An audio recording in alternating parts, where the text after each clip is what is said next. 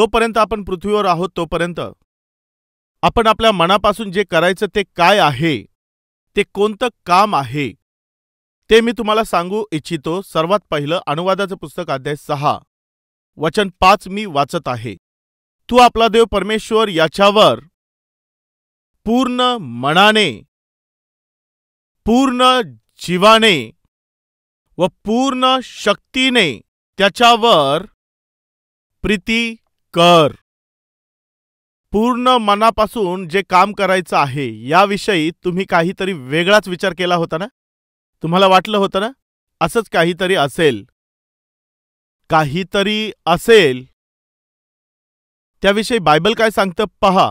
पूर्ण मनापासून आपल्याला जे करायचं आहे, हृदयापासून जे करायचं आहे ते काम हे आहे पूर्ण जीवाने, पूर्ण शक्तीने, पूर्ण मनापासून आपला परमेश्वर ह्याच्यावर प्रीती करायची आहे। परमेश्वराची इच्छा काय आहे माहित आहे? त्याने आपल्यावर प्रीती केलेली आहे प्राणापेक्षाही अधिक, त्याच्या पुत्रापेक्षा देखील, त्याच्या प्रिय पुत्रापेक्षाही तुमच्यावर आणि माझ्यावर त्याने प्रेम केलं। त्याने येशूला तराजूच्या या पारड्यात ठेवलं आणि तुम्हाला या पारड्यात ठेवलं। या दोघांपैकी तुला काय पाहिजे आहे? जर देवाला अशा प्रकारे विचारलं असतं येशू ख्रिस्त किंवा हे मनुष्य, तेव्हा त्या दिवशी म्हणजे येशू आहे आणि पापी लोक आहेत, या दोघांपैकी कोणा एकाची निवड तू कर परमेश्वरा। ही चॉईस परमेश्वराच्या समोर ठेवली तेव्हा माहितीये त्याने काय केलं? एकीकडे त्याचा पुत्र होता, त्या येशूला त्याने मरण्यासाठी सोपवून दिलं। आणि आपण जे पापी व्यक्ती आहोत, म्हणजे मला माझं रक्षण करावं असं देवाला वाटलं। याचा अर्थ माहीत आहे किती व्हॅल्युएबल आहे हे सांगायचं तर प्रत्यक्षात परमेश्वराने त्याच्या पुत्रालाच या जगामध्ये पाठवून मला विकत घेण्यासाठी, माझ्याकरिता मोल देण्यासाठी त्याने त्या येशूला या जगात पाठवून दिलं। त्याने इतकं तुमच्यावर प्रेम केलं आहे। येशूने तुमच्यावर किती प्रेम केलं काय तुम्हाला माहीत आहे? आपल्या शरीरामध्ये जितकंही रक्त असतं त्याचा शेवटचा थेंबही निघून जाईपर्यंत, त्याच्या रक्ताचा शेवटचा थेंब पडेपर्यंत त्याने तुमच्यावर प्रेम केलं। मरणासाठी तो तयार झाला, परंतु तुम्ही मरावं असं त्याला वाटलं नाही। स्वतः फटके सहन करण्याचा निर्णय त्याने घेतला, परंतु तुम्हाला फटके मिळावे असं त्याला वाटलं नाही। स्वतःवर थुंकलेलं त्याने पसंत केलं, परंतु कोणीतरी तुमच्यावर थुंकलेलं त्याला पसंत पडलं नसतं। स्वतःच्या डोक्यात काट्याचा मुकुट घालण्याची त्याने निवड केली, परंतु तुमच्या डोक्याला काही त्रास व्हावा हे त्याला वाटलं नाही। त्या वधस्तंभावरती मरण पत्करण्याची त्याने निवड केली, परंतु तुम्हाला मरण येऊ नये हे त्याने पाहिलं। इतकी त्याने तुमच्यावरती प्रीती केली। बायबल काय सांगतं तुम्हाला माहित आहे? परमेश्वराने जगावरती प्रीती केली असं बायबलमध्ये लिहिलेलं नाही, तर देवाने जगावरती एवढी, किती तुम्हीच सांगा, किती? जोरात बोला, किती? अजून जोरात। समजलं?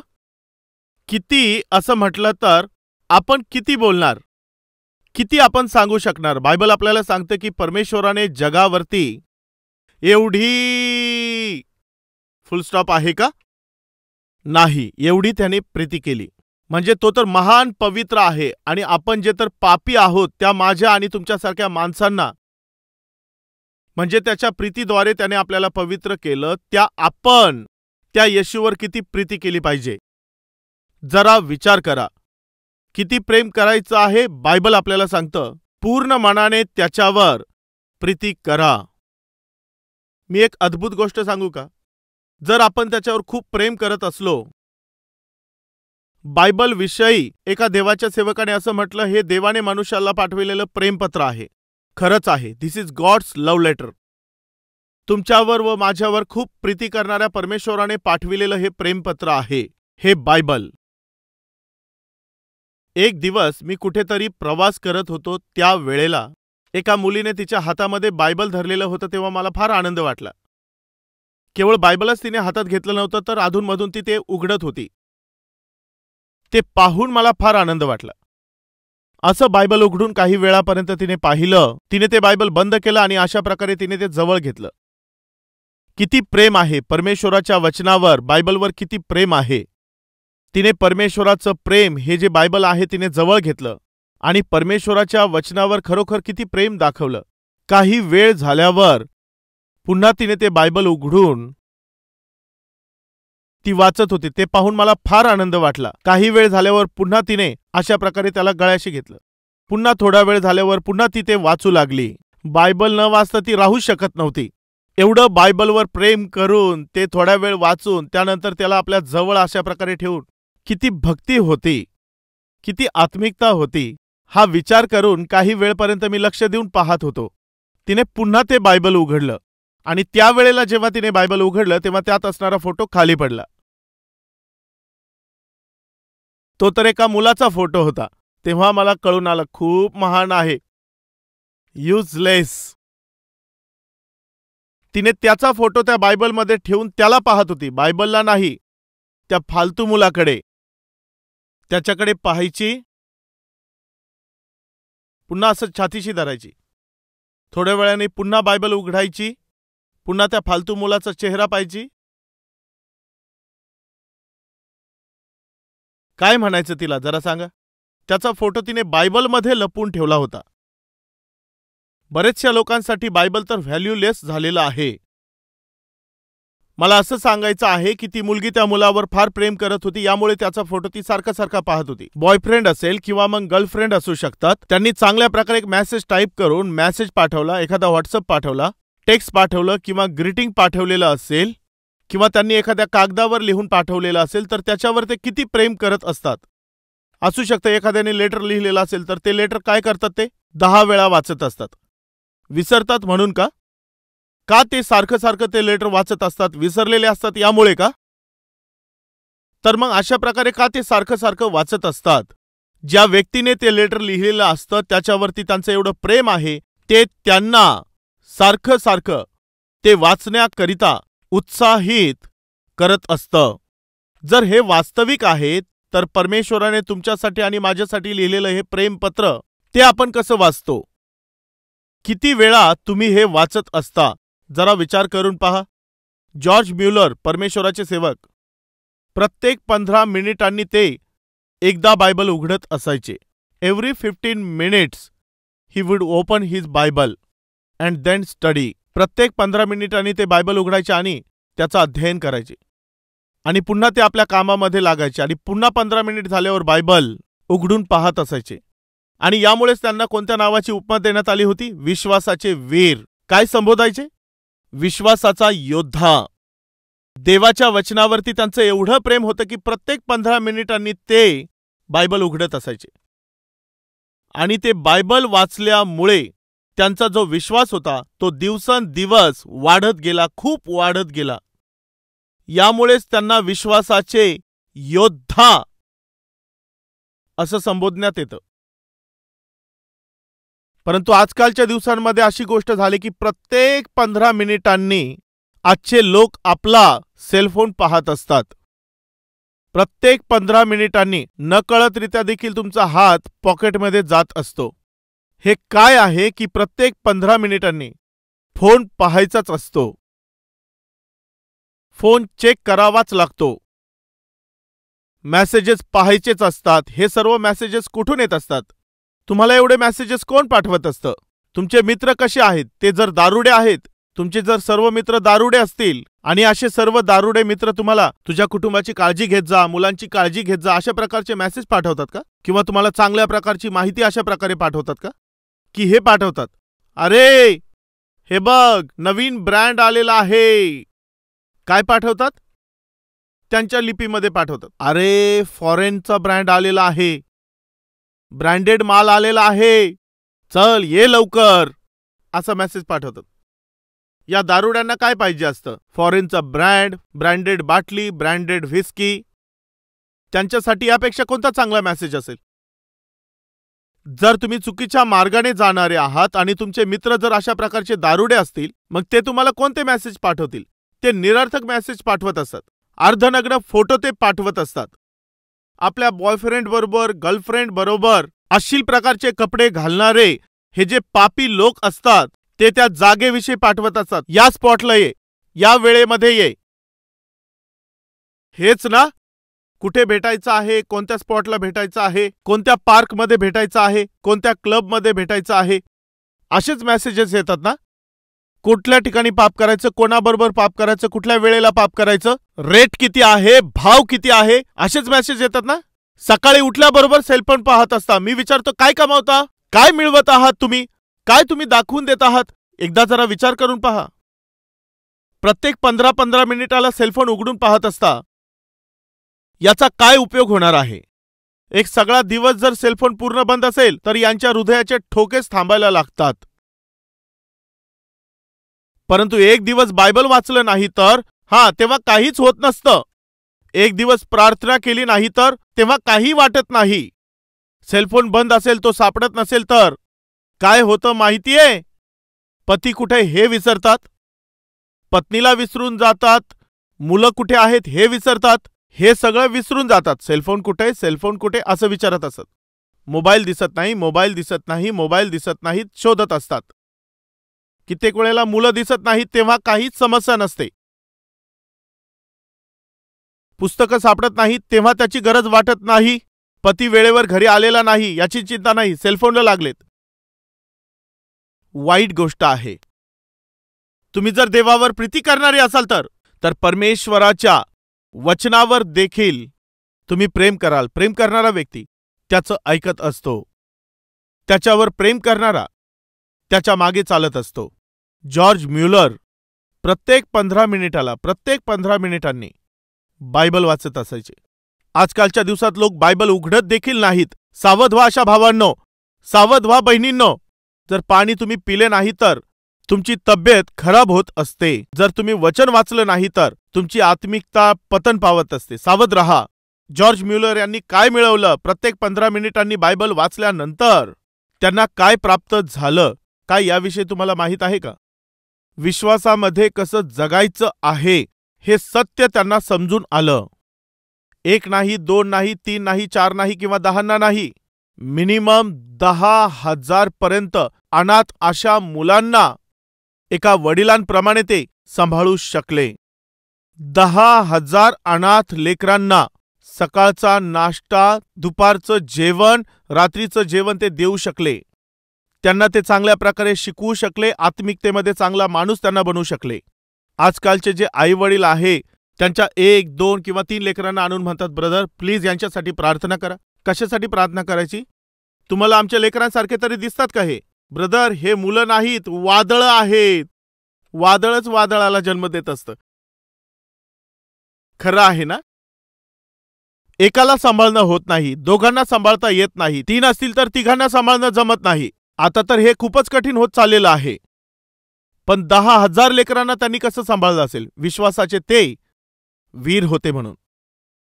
आज एका लेकराचं संगोपन कठीण होत आहे, दोघांना सांभाळणं कठीण होत आहे, 3 लेकरांना आत्मिकतेमध्ये वाढवणं कठीण जात आहे. त्यांनी 10,000 लेकरांना कसं सांभाळलं असेल? आणि ते मुलं तर अनाथ लेकरं होते, कसं त्यांना सांभाळलं असेल?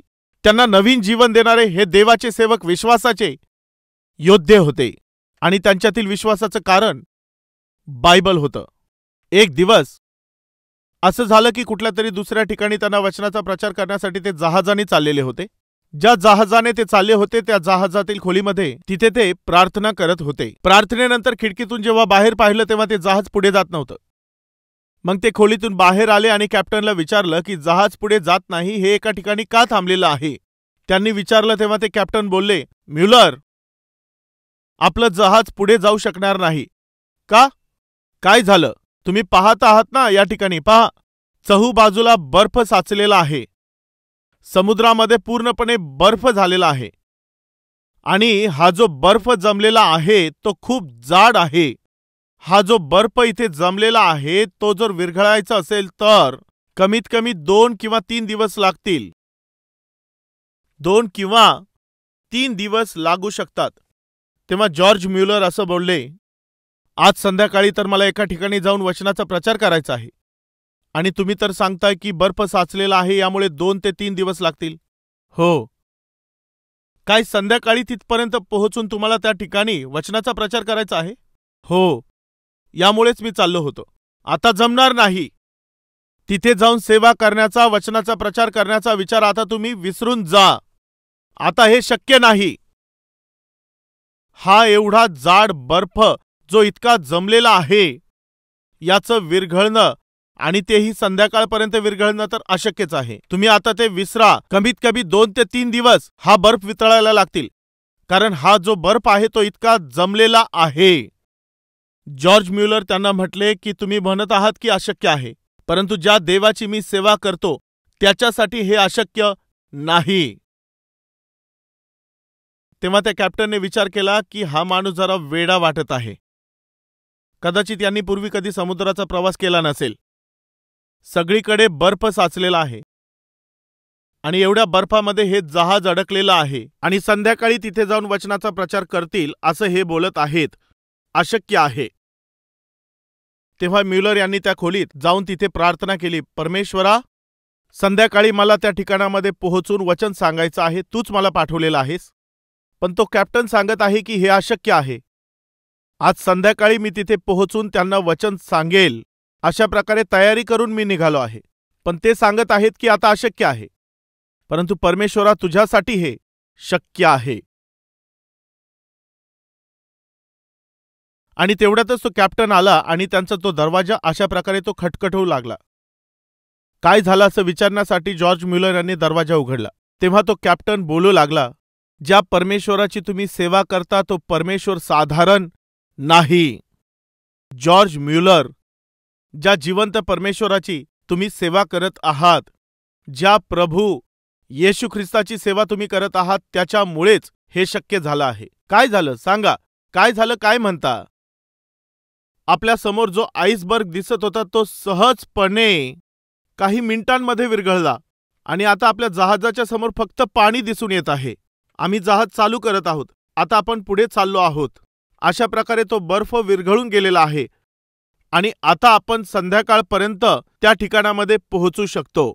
ज्या परमेश्वराची आपण सेवा करत असतो तो अशक्याला शक्य करणारा परमेश्वर आहे. ऐकण्याच्या द्वारे विश्वास उत्पन्न होत असतो आणि विश्वासाच्या द्वारेच म्हणजे देवाच्या वचनाच्या द्वारे हे शक्य होत असतं. तुमच्या जीवनामध्ये जो काही विचार तुम्ही करत आहात, जे काही तुम्ही मागत आहात, ते तुम्हाला तुमच्या जीवनामध्ये प्राप्त करायचं असेल तर जे काही तुम्ही मागत आहात ते मिळण्याच्या पूर्वी तुम्हाला विश्वास ठेवणं गरजेचं आहे, हे बायबल सांगतं. विश्वास धरणाऱ्यासाठीच सर्व काही शक्य असतं असं बायबल सांगत आहे. आणि जे काहीही तुम्ही मागत आहात ते तुम्हाला मिळालं आहे असा विश्वास धरा, म्हणजे ते तुम्हाला मिळेल, हे वचनामध्ये सांगितलेलं आहे. जर तुम्ही वचनच वाचत नसाल तर, जर तुम्ही हे वचन उघडतच नाही तर, या वचनावर जर तुम्ही मननच करत नाही तर मग कसं काय तो अशक्याला शक्य करेल? जरा याविषयी तुम्ही विचार करा. वचन जर वाचायचं असेल तर हे वचन लिहिणाऱ्या परमेश्वरावरती तुमचं प्रेम असलं पाहिजे. आपल्या परमेश्वरावरती आपल्या पूर्ण मनाने, पूर्ण जीवाने प्रीती करायची आहे. हीच देवाची इच्छा आहे. आपल्यामध्ये असे अनेक लोक आहेत जे जगावरती प्रेम करतात, पापावरती प्रेम करणारे आहेत, मित्रांवरती प्रेम करणारे आहेत, पापी सवयींवरती प्रेम करणारे आहेत, जेही समोर दिसतात त्या सर्वांवर प्रेम करतात, परंतु आपल्या जीवनाचा आधार, आपल्या जीवापेक्षाही जास्त प्रेम करणाऱ्या त्या प्रभूवर ते प्रेम करत नाहीत. हे किती दुर्भाग्यपूर्ण आहे.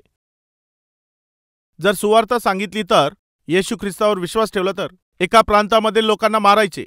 एका कुटुंबाने येशूवर विश्वास ठेवला आणि ते येशूचे साक्ष देत होते. तेव्हा तिथल्या लोकांनी त्या कुटुंबाला धरून बांधलं. एक पाणी नसलेल्या एका मोठ्या टँकमध्ये त्यांना टाकण्यात आलं. टँकमध्ये असणाऱ्या एका खांबाला त्यांना बांधलं. त्या कुटुंबातील पती पत्नीला एक 7-8 वर्षाची लहान मुलगी होती. तिघांना त्यांनी त्या खांबाला बांधून टाकलं. त्या टँकमध्ये पाणी नव्हतं. ते लोक बोलत होते,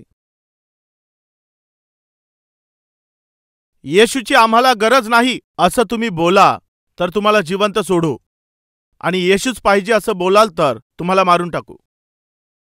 असं बोलत असताना त्या टँकवर असणारा नळ त्यांनी चालू केला. त्या नळातून पाणी येऊ लागलं. 1 फूट, 2 फूट, 2.5 फुटापर्यंत त्या पती पत्नीची हाईट जास्त होती, यामुळे त्यांच्यापर्यंत येण्यासाठी थोडा वेळ लागला असता. परंतु त्यांच्या लहान मुलीला 7-8 वर्षाची मुलगी, तिच्या इथपर्यंत पाणी आलं, इथपर्यंत आलं, इथपर्यंत पोहोचलं. तिथे असणारे शिपाई बोलू लागले, काय मूर्खासारखं तुम्ही वागत आहात? तुमच्या अंधविश्वासासाठी का तुम्ही तुमच्या मुलीला मरू देत आहात? येशू आम्हाला नको आहे असं बोला, तुमचे प्राण आम्ही वाचवू व तुम्हाला सोडू. बोला. त्या लहान मुलीच्या इथपर्यंत पाणी आलं. अजून वर आल्यावर तिने तिची मान वर घेतल्यामुळे श्वास घेता येत होता. मरणाशी ती लढत होती आणि तिथे ती तडफडत होती. पहा, ती छोटीशी मुलगी पहा, किती तळमळत आहे ती. तुमच्या मुलीवर साधं तुमचं प्रेम देखील नाही का? तुमच्या मुलीवर तुमचं प्रेम आहे तर तुमच्या डोळ्यांसमोरच तुमची मुलगी अशा प्रकारे तडफडत आहे, तुम्ही कसं पाहू शकत आहात? येशू आम्हाला नाही पाहिजे असं बोला व तुमचा जीव वाचवा, तुमच्या मुलीचा जीव वाचवा. ती मुलगी फार तडफड करत अशा प्रकारे मान वर करून बोलू लागली, आपला जीव जरी गेला तरी देखील येशूच्या नावाचा नाकार करू नका. मम्मी, डॅडी, आपल्या तिघांचा जीव जरी गेला तरी देखील आपल्या येशूला मात्र सोडायचं नाही. मी मरत आहे याचा विचार करू नका. मी माझ्या प्रभूकडे चालले आहे. तुम्ही देखील त्याच्याकडे निघून या. असं बोलून तिने तिचा प्राण गमावला. ते बोले, पाहिलं तुमची मुलगी कशी मरून गेली. कमीत कमी तुमचे तरी प्राण वाचवा. आम्ही आमचे प्राण वाचून काय फायदा होणार आहे?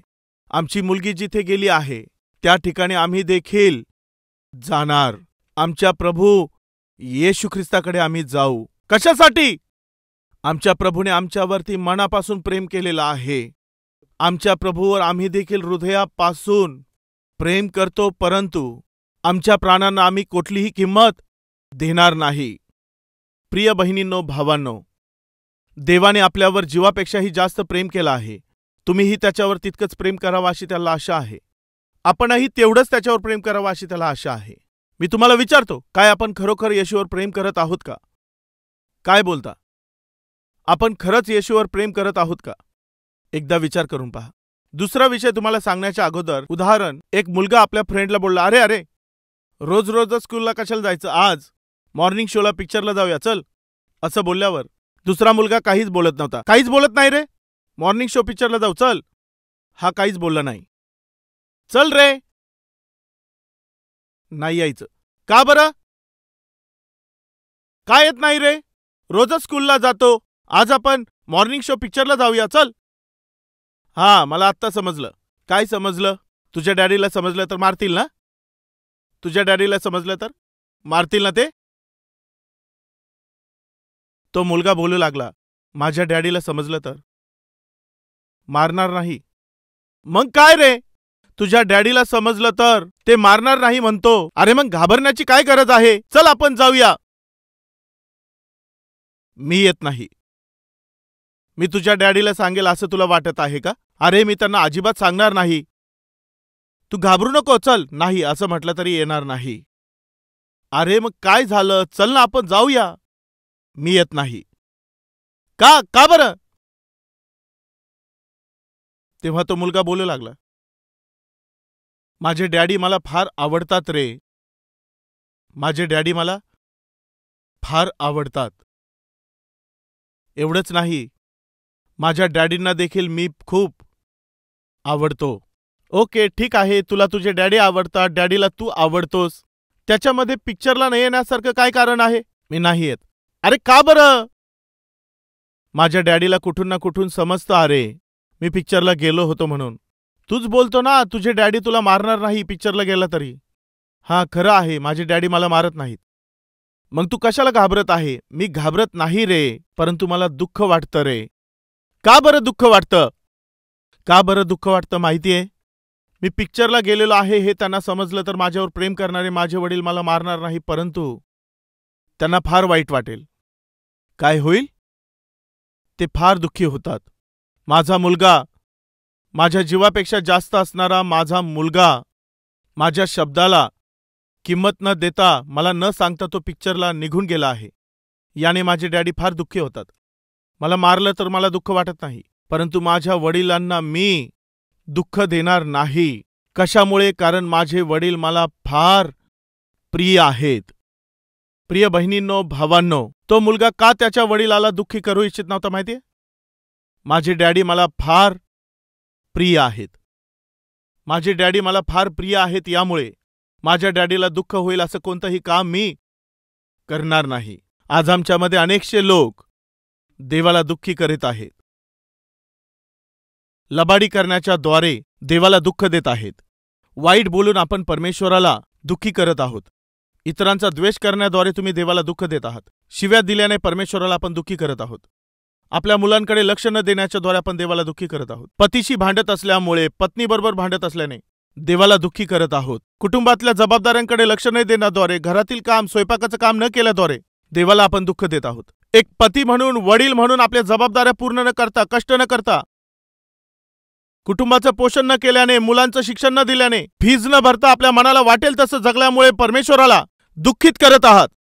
वचनावर मनन करत नाहीत, प्रार्थना करत नाहीत, मंदिरामध्ये नियमितपणे येत नाहीत, प्रभूचे साक्षीदार बनून पवित्रपणे जीवन जगत नाहीत, यामुळे परमेश्वराला आपण दुःखी करत आहोत. तो छोटासा मुलगा बोलत आहे,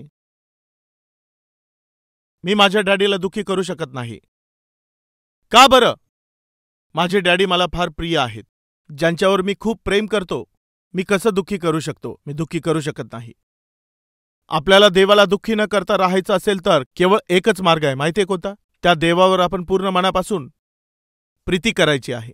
ज्याच्यावर आपण मनापासून प्रीती करत असतो त्याला दुःखी करण्याचं धाडस आपण करत नाही. कोणी काही आपल्याला बोललं तर आपण सहन करतो, परंतु ज्याच्यावर आपण प्रेम करतो त्याच्याविषयी कोणी काही बोललं तर ते आपण सहन करत नाही. माशी देखील बसू देत नाही. मी विचारतो, आपल्यापैकी किती लोक देवावर मनापासून प्रेम करणारे आहेत?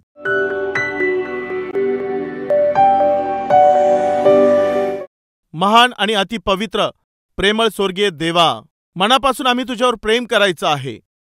आम्ही या जगावर प्रेम करत आहोत, जगातील वस्तूंवर, लोकांवरती, धन दौलतीवरती, स्त्री पुरुषांवर, मित्रांवर, मैत्रीवर प्रेम करत आहोत. परंतु या जगामध्ये असणाऱ्या लोकांवर असू शकतं किंवा लोकांनी निर्माण केलेल्या वस्तू असतील, त्यांच्यावर आम्ही कितीही प्रेम केलं तरी देखील परमेश्वरा ते आमच्याबरोबर येणार नाहीत. तू सार्वकालिक देव आहेस आणि आम्ही तुझ्या सार्वकालिक जीवनात राहणार आहोत. त्या तुझ्यावर आम्ही प्रेम करावं. तुझ्यावर प्रेम करण्याचं मन आम्हाला तू दे. तुझ्यावर आम्ही प्रेम केलं तर आम्ही तुला दुःखी करणार नाहीत देवा. तुला दुःख देऊ नये असं जीवन तू आम्हाला दे देवा. बहुमूल्य अशा पेरलेल्या या तुझ्या वचनाला आम्हा सर्वांच्या मध्ये फळ येण्यासाठी तुझी कृपा तू आम्हावर कर व तुझ्या नावाचं गौरव तू करून घे. येशू ख्रिस्ताच्या नावाने प्रार्थना करत आहे बापा, म्हणून तू ऐक. आमेन.